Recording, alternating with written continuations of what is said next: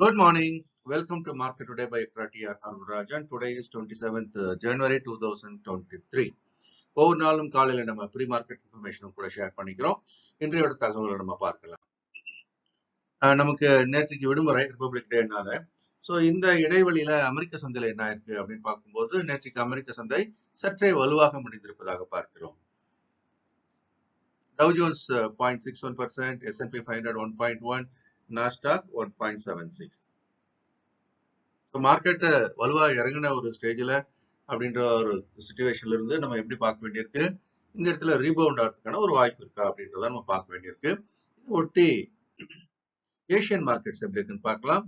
So ஒட்டுமொத்த Asian market Japan Nikkei, ஹாங்காங்கோட Hang Seng, South Korea KOSPI, சீனாவோட ஷங்காய், தைவான் மார்க்கெட் ஏறக்குறைய எல்லா மார்க்கெட்டுமே இப்போதைக்கு ஓரளவுக்கு மிதமான ஏற்றத்துடன் வந்து துவங்கி ஏறி வியாபாரமாகி வருகிறது.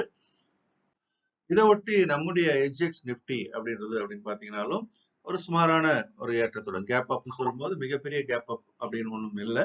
இப்போ நம்மளுடைய முடிந்த விலையிலிருந்து அப்படின்னு நம்ம பார்க்கும்போது ஒரு சிறிய அளவில் ஒரு 30 இருந்து 40 புள்ளிகள் ஏற்றத்துடன் ஒரு 50 புள்ளிகளுக்கு அருகாமையில் இப்போ வியாபாரம் ஆயிட்டு இருக்கிறத நம்ம பார்க்கிறோம். இது தாக்கு பிடிக்குமா அப்படின்ற ஒரு கேள்வியோடு நம்ம பார்க்க வேண்டியிருக்கு. நிப்டியோட ரேஞ்ச் அப்படின்னு பாத்தீங்கன்னா ஏற்கனவே கடந்த கிட்டத்தட்ட 3 வாரங்களாக இந்த ரேஞ்ச் தான் நம்ம மெயின்டைன் பண்ணிட்டு இருக்கிறோம். 17,800 அப்படின்றது ஒரு பாட்டம் ஆகும், 18,300 அப்படின்றது வந்து ஒரு ரெசிஸ்டன்ஸ் லெவலாகவும் நம்ம மெயின்டைன் பண்ணிட்டே வரோம்.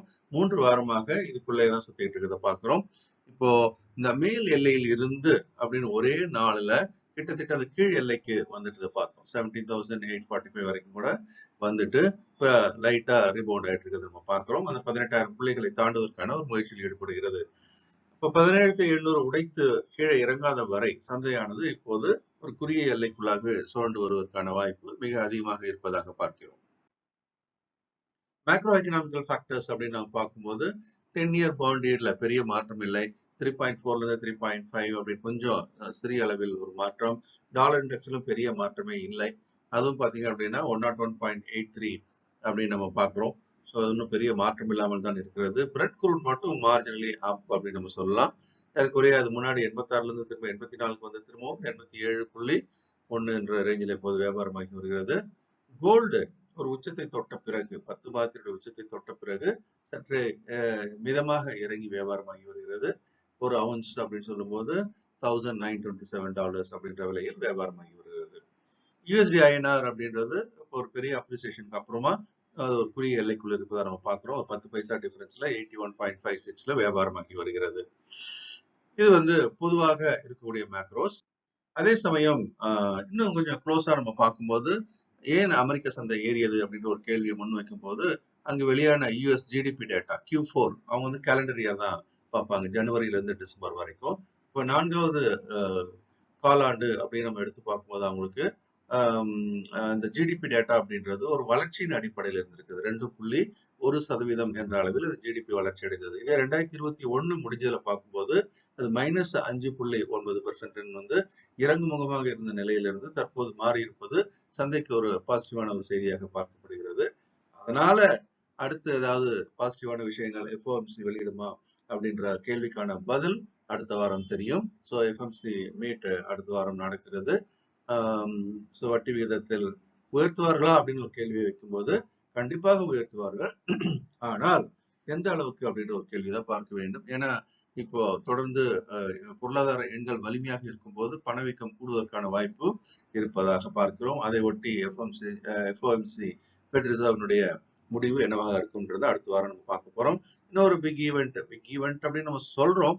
ஆனா மார்க்கெட்டை பொறுத்த வரைக்கும் பிக் ஈவெண்ட் தான். ஏன்னா பட்ஜெட் அப்படின்ற ஒரு விஷயத்தை எடுத்து பார்க்கும்போது பட்ஜெட்டுக்கு முன்பாக சந்தை இறங்கினால் பட்ஜெட்டுக்கு அப்புறம் ஏறுறதும், பட்ஜெட்டுக்கு முன்பாக சந்தை ஏறினால் பட்ஜெட்டுக்கு அப்புறம் பெரும்பாலும் இறங்குவதையும் கடந்த கால வரலாறாக பார்க்கிறோம். என்ன நடக்குது அப்படின்னு நம்ம பார்க்கலாம். இப்போ சந்தை அதனுடைய மேல் எல்லையிலிருந்து கீழ் எல்லைக்கு வந்திருக்கிறது. பட்ஜெட் அதுக்கு இன்னும் ஒரு சில தினங்கள் தான் இருக்கு இல்லையா. ஒருவேளை சந்தை இறங்குமா இருந்தால் அதுல இருந்து மீளுமா அப்படின்றத நம்ம பார்க்கலாம். முக்கியமான ஒரு காலகட்டத்தில் இருக்கிறோம். அடுத்தது Q3 ரிசல்ட் அப்படின்னு சொல்லக்கூடிய வகையில் அக்டோபர், நவம்பர், டிசம்பரோட காலாண்டு முடிவுகள் தொடர்ந்து இந்தியாவை பொறுத்த வரைக்கும் முதன்மையான நிறுவனங்கள் அப்படின்னு எடுத்தீங்கன்னா பெரும்பான்மையான நிறுவனங்கள் நல்ல லாபத்தை காட்டிக் கொண்டுதான் இருக்கிறது. முன்னாடி ஐடி பத்தி பேசணும், அப்புறம் பேங்க் பத்தி பேசணும்.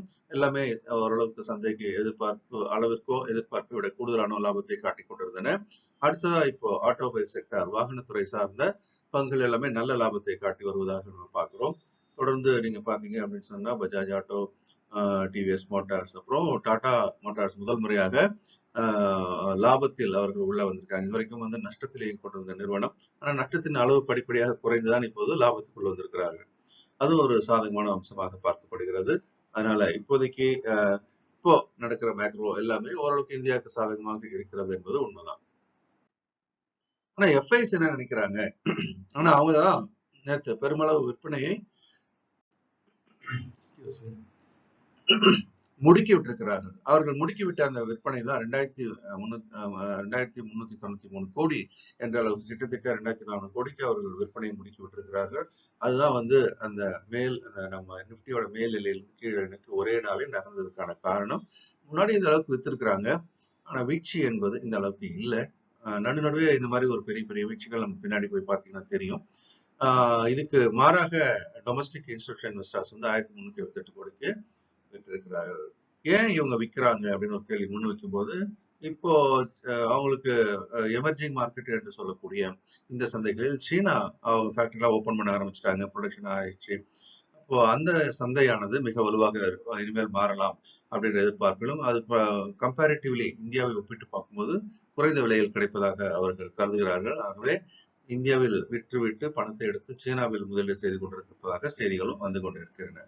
ஆகவே நம் சந்தையினுடைய இந்த விற்பனை இதோடு நின்று விட்டதா அப்படின்னா இப்போதைக்கு நின்ற மாதிரி தெரியவில்லை. ஆனாலும் நம்ம முக்கிய எல்லைகளை கணக்கில் எடுத்துக்கொண்டு கவனமுடன் பார்க்கலாம்.